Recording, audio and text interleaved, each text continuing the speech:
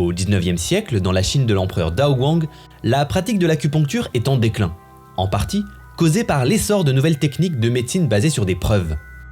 À Pékin, dans l'Institut médical impérial, la plus haute institution d'enseignement supérieur de l'époque, l'empereur décide d'y supprimer l'enseignement de l'acupuncture, estimant qu'elle est un frein au progrès et à la connaissance médicale. L'acupuncture tombe alors peu à peu dans l'oubli. Mais en 1949, alors que Mao Tse-tung proclame la naissance de la République populaire de Chine, il réhabilite la médecine traditionnelle chinoise dans le pays, lui donnant un second souffle. Pourtant, son médecin personnel, le docteur Li Zishui, auteur de sa biographie, rapporte qu'il a affirmé « Bien que je pense nécessaire de mettre en avant la médecine traditionnelle chinoise, je n'y crois pas personnellement. Je ne me sers pas de remèdes chinois. Alors, pourquoi une telle décision ?»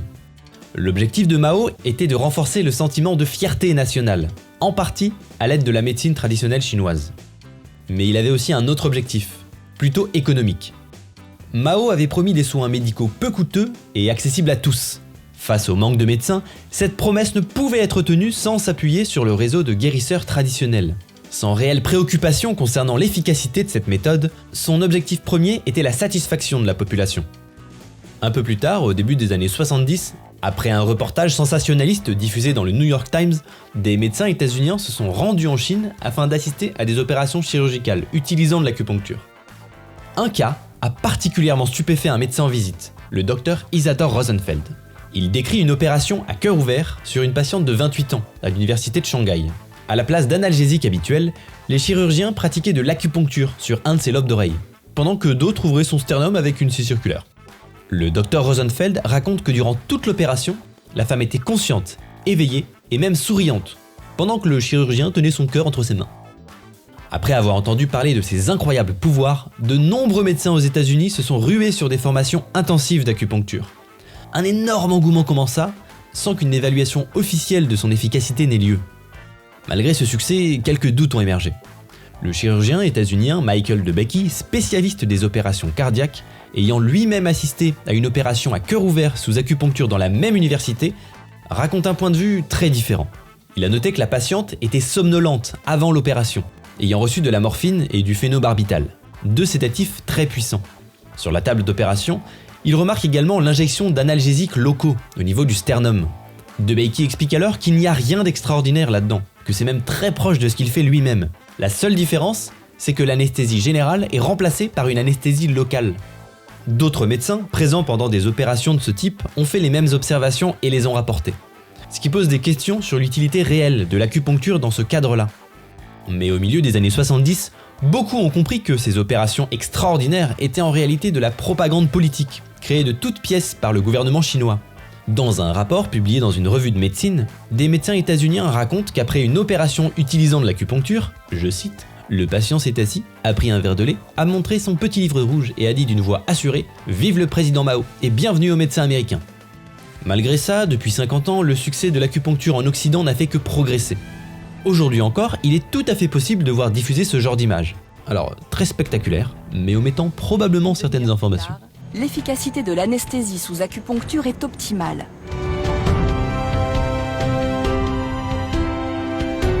L'anesthésie sous acupuncture fonctionne très bien sur cette patiente. Ok. On a vu dans l'épisode précédent qu'on appelle thérapie alternative des pratiques qui n'ont pas suffisamment été testées, ou qui n'ont pas montré de preuves d'efficacité, et dont leur efficacité supposée peut en grande partie s'expliquer par les effets contextuels et placebo. Malgré ces éléments, cette approche de la santé attire. De nombreuses personnes utilisent ces thérapies et vont voir des thérapeutes qui les prodiguent. Dans cet épisode, on va essayer de comprendre quels sont les principaux moteurs de mode et les raisons pour lesquelles de nombreuses personnes se tournent vers ces thérapies. On a vu avec l'exemple de la réapparition de l'acupuncture à travers le monde que les médias y ont joué un rôle important. Mais aujourd'hui, comment les médias au sens très large, comprenant la presse, la télévision, la radio, l'internet, les réseaux sociaux, etc., contribuent au succès des thérapies alternatives? Par quels moyens? Avant, elle bénéficiait du bouche à oreille principalement par des personnes de confiance. Aujourd'hui, on allume la télé, on va sur internet, on surfe sur les réseaux sociaux. Dans les médias, t'as la grosse contradiction entre faire de l'audience, et en utilisant ces leviers-là, t'es sûr d'en faire, et informer les gens. Malheureusement, le média, d'abord, son job, c'est d'abord de faire de l'audience et après d'informer. Donc le rôle des médias, de manière générale, il est majeur. Ostéopathie, phytothérapie, acupuncture ou encore homéopathie, des pratiques qui ont le vent en poupe. Parce qu'ils rendent visibles ces thérapies alternatives. Les médias n'aident pas à ce que les gens aient une position raisonnée et réfléchie sur la question. Les plantes ou encore les massages, toutes ces pratiques, elles sont reconnues comme efficaces. A simple answer would be because the journalists publish so much bullshit about it. La majorité des documentaires qui sont tournés sur le sujet sont très pro. Peut-être existe-t-il une autre voie thérapeutique, une méthode ancienne, le jeûne. Les médecines douces, pourquoi ça marche? C'est une nouvelle approche au traitement du cancer. On trouve des solutions en homéopathie qu'on n'a pas en allopathie. Certains diraient une approche complémentaire. Misinformation is a strong factor. Quand une méthode thérapeutique est controversée d'un point de vue scientifique, je pense que c'est la première chose qu'il faut dire. Chaque fois qu'ils font parler quelqu'un pour faire le contre-pied, et en fait il peut avoir de bons arguments, la manière dont il les amène fait qu'il a tort dès le début. Elle a suivi une formation complémentaire pour devenir homéopathe et a utilisé cette méthode pendant des années. Je me suis vite rendu compte que les arguments en faveur de l'homéopathie ne reposaient sur rien. Je pense qu'un des plus mauvais cas, c'est probablement le cas de Michel Simès. Bon, des fois c'est bien, puis des fois c'est indigent. Et ouais, je sais pas, les pouvoirs extraordinaires du corps humain. Donc l'acupuncture peut guérir les organes endommagés? Absolument. Une demi-heure plus tard, l'efficacité de l'anesthésie sous acupuncture est optimale. Quand on lui ouvre le thorax, elle n'a pas mal. Que tu te dis, c'est juste, l'intérêt c'est juste que c'est l'audience, c'est pas informé. Je sais pas trop ce que ça laisse dans l'esprit des gens, tout ça, tu vois. Après, t'as d'autres gens qui vont être des personnages médiatiques pour d'autres raisons, mais dont on va prendre la guérison, mais qu'on ne sait pas si elle est vraiment liée, et qui vont monter ça en épingle. Aux États-Unis, c'est Gwyneth Paltrow. Are you doing Des fois, c'est encore plus grave, c'est quand t'as des gens de très haute volée scientifique qui sortent un peu de leur champ. Le plus dramatique, à mon avis, c'est le cas de Montagnier. T'as un Nobel, auréolé de tout, et qui part en sucette à te vanter les extraits fermentés de papaye. Est-ce que c'est parce qu'il est vieux? Est-ce que c'est parce qu'il a toute l'inertie du prix Nobel et que personne n'ose lui dire Coco, là, tu te dérailles? Puis après, il y a un ressort qui est fort, mais qu'il faudrait qu'on arrive à le démontrer. Mais si tu regardes le taux d'exposition de ces deux thérapies dans la presse féminine, c'est considérable. En fait, c'est le serpent qui se mord la queue, tu sais. C'est un peu la même chose. Il n'y a que des trucs nuls à la télé, mais tout le monde regarde, donc il continue d'en mettre, si tu veux. C'est peut-être parce que c'est plus accepté dans notre société. Non pas par prédisposition féminine à ce genre de trucs. On est vraiment dans le cadre des normes sociales, là, qu'une femme régule des états émotionnels. La presse dite masculine, genrée masculine, t'as pas de sollicitation sur l'homéopathie et les soins des enfants. Mais on commence à avoir plus de renouveau un peu néo-païen. Ça, je vois les mouvements féministes, que je cautionne à mort et tout, mais il est très disparate. Et dedans, t'as des féministes matérialistes qui travaillent, je trouve, vraiment très très bien. Et puis t'as des branches où il y a une contestation autour de l'historicité un peu fantasmée sur les sorcières anciennes, une branche mystique, qui réintroduit un peu du soin. Ça redonne un peu une sorte de mode d'automédicamentation dans un public jeune. Et est-ce qu'il y a des institutions qui font la promotion? Oui, on remarque qu'il y a des assurances santé qui font ces promotions-là. Cette mutuelle, elle a la particularité qu'elle va rembourser les médecines naturelles, ainsi que les compléments alimentaires. Et notre exclusivité, ça va être des box. Elles savent que si elles veulent attirer le chaland, alors ça vaut le coup parfois de rembourser tel ou tel soin. Et il y a certaines personnes qui croient que parce que leur assurance santé rembourse la chiropraxie, c'est que ça marche. Ça donne du crédit. Bien sûr, en santé, pas mutuelle, parce que les mutuelles, c'est des systèmes mutualistes à but non lucratif. Et beaucoup de gens prennent une mutuelle, ils se rendent pas compte qu'ils prennent une assurance santé. Une assurance santé, elle, c'est à but lucratif. Eux, ils font du beurre sur votre santé. Les mutuelles, non. Si vous pouvez, prenez une mutuelle. C'est ce que je vous recommande. Mais... I'm going to give you a very surprising answer by asking you a question. Why do you think the arms industry still produces so much arms? We know they kill people. It makes money. The key to the answer of your question is money. Les médias permettent de rendre visible et de donner du crédit aux thérapies alternatives par de nombreux moyens, comme on a vu. Mais comment expliquer le succès de l'acupuncture et de la phytothérapie en particulier ? Moi, je crois qu'on l'a bien vu dans les extraits qu'on a vus au départ. La phytothérapie, ce qui doit certainement être l'argument le majeur, c'est que c'est naturel, que ça provient de plantes et donc qu'il n'y a pas de modification. De toute façon, tout ce qui est automédicamentation, t'as l'impression d'avoir un levier de plus, de te réapproprier des choses qu'on t'avait confisquées. C'est pas faux. Surtout quand tu vois les courses au brevet, et hop, t'as la pervenche de Madagascar, on te met un brevet dessus et tout. Toi, tu te dis, bon, bah, moi, au moins, je vais aller ramasser mes petites fumes-terres. C'est pour ça que l'homéopathie, ça a bien marché. C'est pour ça que la phytothérapie, si tu peux aller collecter toi-même tes plantes en pleine nature, c'est juste cool. Et puis, les bouquins de Bota, grand public, et ils font tout ça, hein. Ils te marquent, cette plante est astringente, mais ils disent même pas la dose. Et puis, ils répètent un truc qui date de, je sais pas, de Galien, 3e siècle. Tu vois, ils vérifient même pas. Concernant l'acupuncture, je pense que l'argument majeur qui convainc, c'est le caractère exotique de la méthode. Le fantasme de l'Orient lointain, que je trouve être le cliché colonial par excellence. Hein, mais... Et puis c'est hype, c'est cool la présence. Quand tu dis je fais de l'acupuncture, c'est plutôt pas mal. Des fois, je me demande si les gens se rendent bien compte que c'est la Chine de Xi Jinping et la Chine qui filme quasiment toute sa population urbaine. C'est la même. Hein. Ils se rendent pas non plus compte qu'il y a des courants anti-médecine traditionnelle chinoise en Chine. Ils se rendent pas compte que quand les gens ont les moyens en Chine, ils soient avec la médecine basée sur les preuves. Ils sont pas par ça.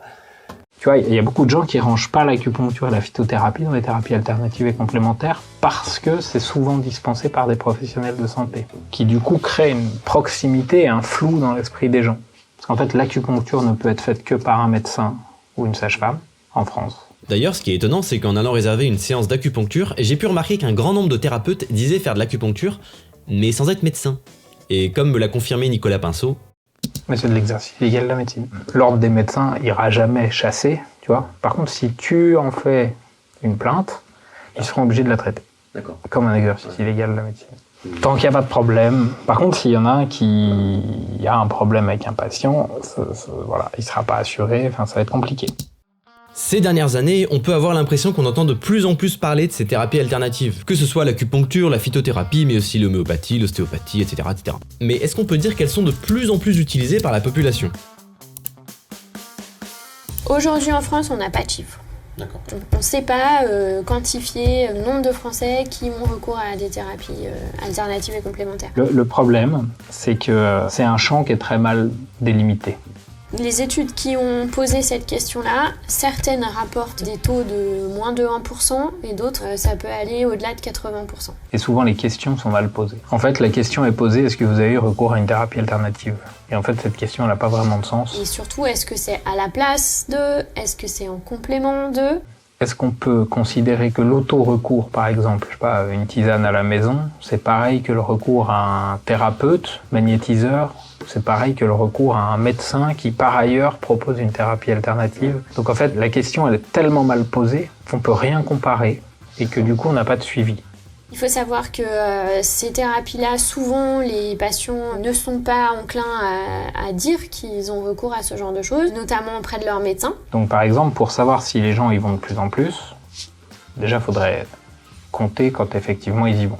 Sauf que par définition, contrairement à la médecine, où tu utilises ta carte vitale, là c'est un choix personnel qui souvent échappe à toute comptabilisation. Donc on va être sur l'interrogation de ce qui s'est passé dans les mois qui sont précédés, par exemple. Tu vois.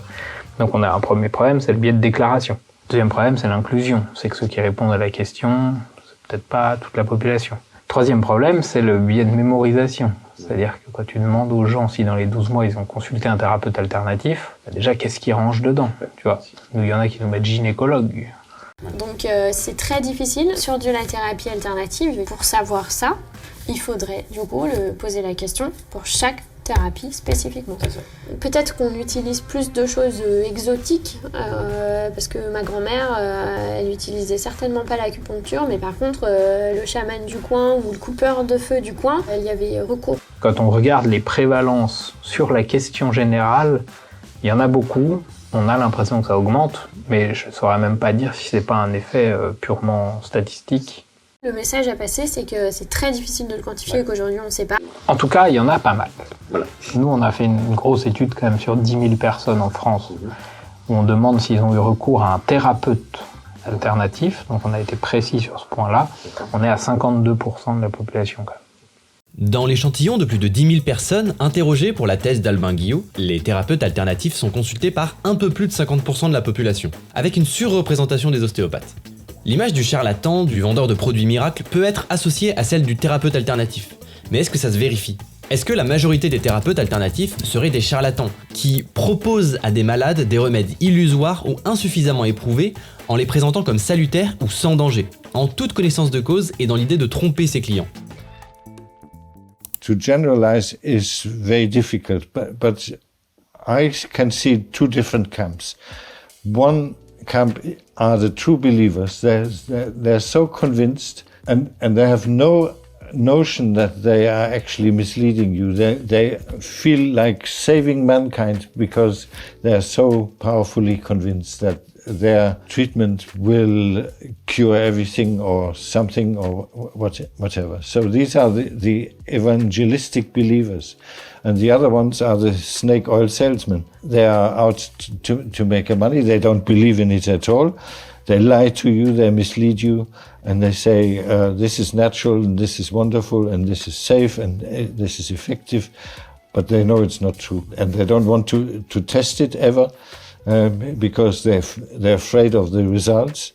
Whereas the true believer don't even see the point of testing, because they know it works.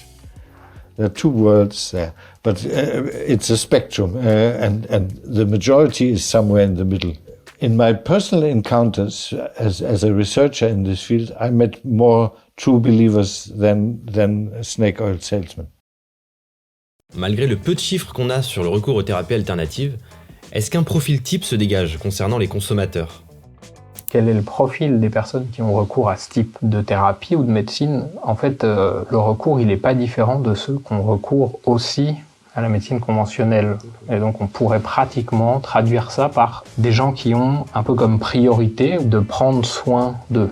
Et c'est très souvent en complément. L'alternative n'est pas si vraie que ça dans notre système de santé. Et donc on pourrait le traduire par quel est le profil de celui qui considère qu'il faut prendre soin de sa santé.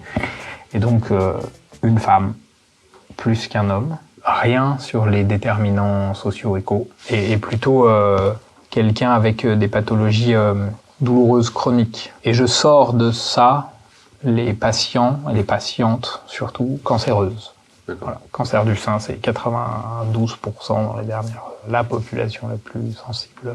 Après, il n'y a pas d'autres déterminants qui ressortent. Et ce qui est donné dans la littérature, mais qui ressort pas, mais parce que c'est peu testé, en fait, c'est quand même l'exposition aux presses féminines. Il y a aussi tout l'aspect autour de la grossesse, où en fait, il y a énormément d'éléments contre-indiqués de la médecine conventionnelle. Si tu diminues l'offre conventionnelle, tu es obligé d'augmenter l'offre alternative et complémentaire pour répondre à une demande. Puis après, il y a tous les effets qu'on a décrits tout à l'heure d'observation sociale. C'est qu'il y a aussi que, vu que tout le monde le fait, on le fait. Il y a aussi tout le développement du champ du bien-être quand même, parce qu'il y a une intrication forte, bien-être et thérapie alternative et complémentaire.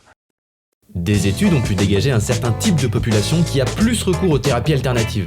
Mais comme le rappelle Virginie Bagneux, je pense que l'idée importante quand même à garder, c'est que les arguments sur lesquels les thérapies alternatives se vendent, n'importe qui en fait peut tomber dans le piège. Ce qu'on a vu tout à l'heure, l'appel à l'autorité, l'appel à la nature, à l'exotisme, c'est des biais de raisonnement auxquels hommes et femmes, jeunes et moins jeunes, sont susceptibles d'être sensibles. Le fait de vouloir caractériser un profil type de consommateur de thérapie alternative, je pense que ce n'est pas la bonne chose à faire. C'est plutôt au contraire de sensibiliser tout le monde sur les biais sur lesquels ces thérapies arrivent à se vendre. Maintenant, quels éléments déterminants, en plus de ce qu'on a déjà vu, vont inciter une personne à aller voir un thérapeute alternatif ? There's no single answer to it. There are many answers, unfortunately, and it gets very complicated. Un élément qui explique le recours, c'est la déception, pour certains problèmes de santé particuliers, de la prise en charge conventionnelle. C'est parce que probablement on ne s'occupe pas assez de leurs effets indésirables, qui pour le cancérologue, par exemple, sont considérés comme, bon, il est fatigué et alors il a le cancer. Bon, attendez, la fatigue, c'est un effet indésirable majeur. Pour le patient, c'est un crève-cœur, quoi. Ça l'emmerde et c'est tout à fait compréhensible. Of course, that patient would go on the internet, would see hundreds of treatments that offer a cure and would be tempted to at least think about it, hopefully talk to their doctor. C'est la sensation d'avoir une prise en charge plus individualisée, avec des gens qui ont plus le temps et avec une relation thérapeutique un peu différente. Et donc on a abandonné l'efficacité propre pour la prise en charge. Ce qui témoigne quand même d'un truc, c'est que la froideur de nos services de santé maintenant fait que les gens sont capables de se priver du soin efficace pour avoir ce nuage de prise en charge. Il est important ce nuage, il fait pas tout, mais il est important.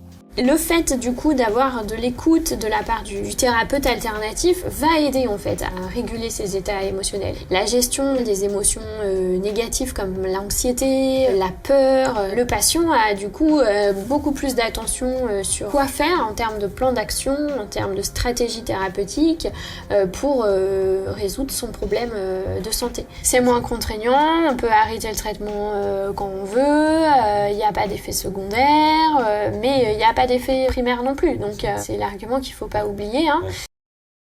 Il y a une chose dont on n'a pas encore parlé. On a déjà entendu des éléments qui y font référence. Beaucoup le présentent comme un problème majeur, et il est très probable que ce soit le cas. C'est la médecine elle-même, ou plus précisément les problèmes liés à son fonctionnement. Alors, qu'est-ce qui ne va pas dans la médecine ? I've often said it, and I say it again, the way to reduce quackery would be to improve real medicine, because so many things are wrong in conventional medicine, and people try to escape it and seek what they are looking for elsewhere with some dubious healers. Tous les scandales sanitaires, le Vioxx, le Mediator, les prothèses PIP. C'est vrai que les scandales de l'industrie pharmaceutique ou du biomédical ont certainement miné la confiance dans le médicament et la médecine traditionnelle. Et également à juste titre, parce que c'est une réalité. Faut pas le cacher, quoi, parce que dès que vous cachez quelque chose, forcément, vous induisez des attitudes complotistes, quoi. Les connards comme, pardon du terme, mais des gens assez horribles comme Shrekley, qui sont capables de multiplier par 500 le prix d'un médicament juste pour des bénéfices perso, quoi. Tant pis pour le bien public, tant pis pour les deniers des gens. Sanofi, aux États-Unis, où les prix sont libres, ils ont multiplié par 2 le prix de l'insuline. Par 2. Comme ça. Alors que l'insuline est toujours là, quoi. Je veux dire, il n'y a rien de nouveau. Enfin, oui, c'est pas un nouveau, on peut dire un nouveau produit, il a été inventé, machin. On peut toujours trouver des excuses. Parce que c'est la liberté du commerce, c'est machin, le capitalisme. L'industrie pharmaceutique, c'est le maximum de profit dans le minimum de temps. Donc, il y a le système poussé à l'extrême, si vous voulez, du libéralisme. L'industrie pharmaceutique, elle est payée par qui? Elle est payée par vous, par moi, etc., par les taxes sociales. Si le médicament n'était pas remboursé par la Sécu, ils font plus d'argent. Le grand public se rend compte qu'il y a des grosses connivences entre des intérêts commerciaux et des intérêts publics. Et des fois, ça rentre en conflagration. Qu'il y a un problème dans nos politiques de santé. Tous les fantasmes complotistes se greffent ensuite à ça. Leur recherche, elle est payée par la recherche publique. Regardez les Sanofi qui a des crédits impôt recherche. De je sais pas combien de centaines de millions. Et en même temps, ils virent leurs chercheurs. Il va où l'argent? Il va aux actionnaire. Encore, tu fais du bénéfice, mais tu réinvestis, crées des usines. Bon, on peut dire, ça c'est le système, je dirais, un peu logique. Pas du tout. Et ça fait partie des scandales. Pour illustrer les dérives du système actuel, un exemple est très parlant. Pendant des dizaines d'années, le Généthon, un laboratoire de recherche financé principalement par l'AFM Téléthon, la générosité publique, a mis au point des innovations médicales pour traiter l'amyotrophie spinale, une maladie héréditaire qui provoque une atrophie des muscles et dont l'espérance de vie de certaines formes graves ne dépasse pas quelques années. En 1995, l'équipe de Judith Melki de l'hôpital Necker à Paris parvient à identifier le gène responsable de la maladie. L'équipe de recherche française du Généthon, dirigée par Martin Barkatz, réalise des avancées majeures et démarre des essais cliniques sur des souris en 2011, avec des résultats très encourageants. Ils décident alors de protéger leur découverte avec un brevet. En 2017, aux États-Unis, la jeune start-up de biotechnologie Avexis lance des essais cliniques chez les bébés souffrant de la forme la plus grave d'amyotrophie spinale et publie des premiers résultats prometteurs. Elle signe alors un accord de licence avec le Généthon pour commercialiser le traitement. Mais en 2018, le groupe pharmaceutique suisse Novartis rachète la start-up Avexis pour 8,7 milliards de dollars. C'est alors qu'est commercialisé aux États-Unis, après l'accord de la FDA, le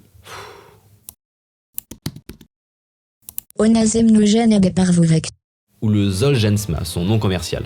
Il s'agit du médicament le plus cher au monde, dont l'injection unique est vendue 2,125 millions de dollars, soit environ 1,9 million d'euros. Les firmes pharmaceutiques justifient souvent le prix exorbitant des nouveaux médicaments par des coûts élevés en recherche et développement. Elles ne sont pourtant pas les seules à assumer ces dépenses. Comme l'indique le rapport de la Cour des comptes française, les firmes ont ainsi revu leur politique de prix, non plus en fonction des sommes investies en recherche et développement, mais selon les capacités à payer des acheteurs publics et des assureurs. Le but est d'accélérer au maximum le retour sur investissement. Vous avez vu l'émission sur Arte, hein? Je connais bien le sujet, je peux vous dire que tout ce qu'il raconte est juste. Du fait des différents scandales sanitaires qu'il y a eu, qui sont d'ailleurs quand même, je le reprécise, mais qui sont souvent plutôt liées au labo, donc à des gens qui ne sont pas médecins au départ quand même, en fait ça discrédite le processus de la médecine scientifique dans son ensemble. Et ils ont raison. Les gens se disent, c'est ça, la science, c'est ça, votre monde médical. Moi, j'en veux pas. Et donc, en alternative à ça, je vais me tourner vers autre chose. Par contre, il faut savoir faire la part des choses. Oui, il y a des scandales, il faut être vigilant à ce que ça ne se reproduise pas. Mais pour autant, si on montre l'efficacité d'une méthode, pourquoi ne pas la reconnaître ? Attention à la généralisation abusive, en fait. Et en fait, il faut passer du temps à expliquer que nous, ce qui nous intéresse, c'est la méthode et qu'on est d'accord avec eux pour... je serais d'accord pour que l'industrie pharmaceutique soit nationalisée, moi. Comme ça résout le problème. Mais bon, je suis pas sûr que tout le monde soit d'accord. Il y a une chose qui est très bien maintenant, c'est qu'on est obligé d'annoncer les liens d'intérêt, de les publier, donc c'est accessible. Mais c'est pas suffisant, d'ailleurs, même les professionnels. D'ailleurs, je tiens à le faire, moi, je n'ai aucun lien commercial quelconque. Je reçois aucun autre argent que l'argent de l'État, qui ne m'a jamais mis aucune pression pour raconter ce que j'ai à dire ici. Je serais pour que tous les intellectuels, d'ailleurs, tous les gens qui font profession de leur cerveau, ils fassent la même chose. Il y a aussi la faute du patient, qui est l'hypermédicalisation. C'est-à-dire on se précipite pour avoir un traitement, on n'accepte plus la petite douleur, passagère, il faut tout de suite avaler quelque chose. Mais les gens sont beaucoup dans l'immédiateté. C'est-à-dire, je vais voir le médecin, je veux qu'il me soigne. Et sauf qu'en fait, très souvent, quand même, ça prend du temps d'arriver à une solution. C'est-à-dire qu'au lieu de se poser des problèmes, de dire pourquoi je dors mal, pourquoi j'ai mal à l'estomac, j'ai mal au dos. J'ai mal au dos parce que je passe mon temps devant mon ordinateur sur un fauteuil qui n'est pas adapté, je fais pas assez de sport ou n'importe quoi, ou d'exercice physique. Dès que la réponse c'est ce serait bien que vous fassiez des efforts sur ça, oula, je suis pas allé le voir quand même pour que ça change mes habitudes de vie. Voilà. C'est le cas avec le kiné. Souvent le kiné, on va le voir pour qu'il nous masse. Quand la première fois il nous dit il va falloir faire des exercices, oula, il est pas hyper bon comme kiné, tu vois. On préfère trouver une solution, je dirais, facile, qui a probablement une autre approche. Je ne dis pas qu'elle est facile, mais il n'y a qu'une autre approche. On commence à s'en rendre compte, le remboursement du sport, tout ça, c'est une très bonne approche. If I see my doctor in Britain, on average he has 6.5 minutes for me. In these 6.5 minutes, he's likely to be on his keyboard for about 5.5 minutes and has a few seconds for me. So what is wrong? Yeah, plenty of it is wrong. I'm talking of Britain. I don't know the French system well enough to criticize it. Parfois aussi, le médecin, il a 30 patients à voir dans la journée. S'il prend 1 heure pour expliquer le traitement à tout le monde, il verra pas tout le monde. Et après, c'est un vrai choix de société. Est-ce qu'on veut des médecins qui prennent 1 heure avec chaque patient, mais du coup, il y a que 30% des patients qui sont vus? Ou est-ce qu'on veut qu'un médecin réponde à toutes les demandes, mais du coup, on trouve que c'est expéditif et pas bien expliqué, quoi. The system is so tight that there's no time, and when there's no time to establish a good doctor-patient relationship. People need that relationship. That's why they go to a practitioner. They have an hour for the first consultation typically. It's like an amateur psychotherapy, and people feel better through that. Les services de santé sont surbookés, il n'y a pas assez de professionnels de santé qui sont employés, ils n'ont pas le temps de développer une démarche douce, lente, globale, holistique auprès de leurs patients. Donc les gens sont pas très contents. Bien sûr qu'il y a un manque de moyens. On paye 30 ans de réduction des budgets à l'hôpital en termes généraux, ça c'est clair et net. En se disant on va diminuer la dépense en diminuant le nombre d'hôpitaux et de moyens à l'hôpital. C'est pas vrai. C'est pas comme ça qu'il fallait agir. Donc on a une forme de privatisation rampante de notre système. Et du coup à la fin c'est qu'est-ce qu'on veut comme système de santé. Déjà il est pas si pourri que ça le nôtre.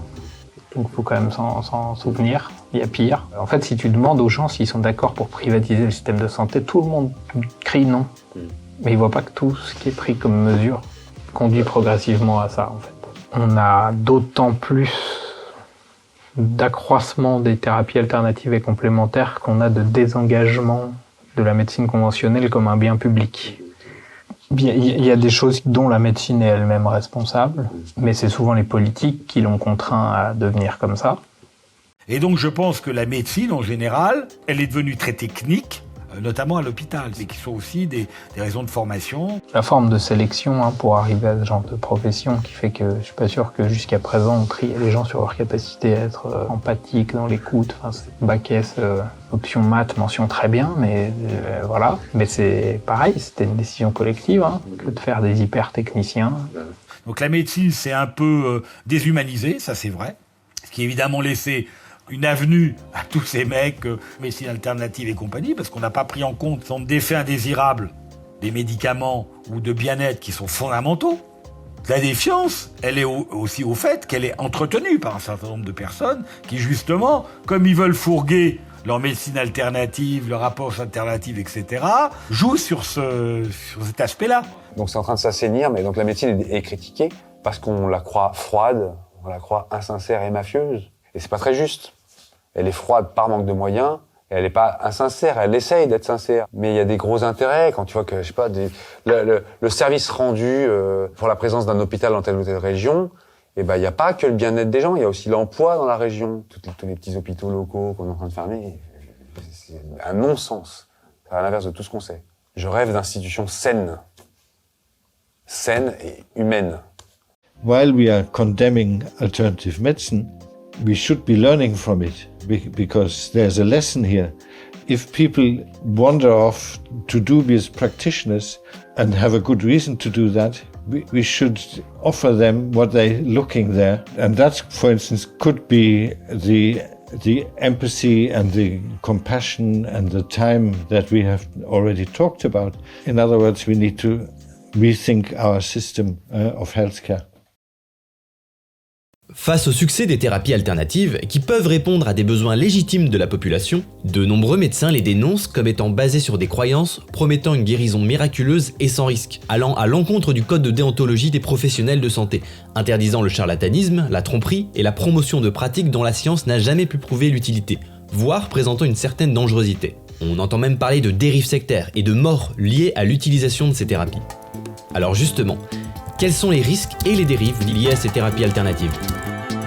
Eh ben, ça sera pour le prochain épisode.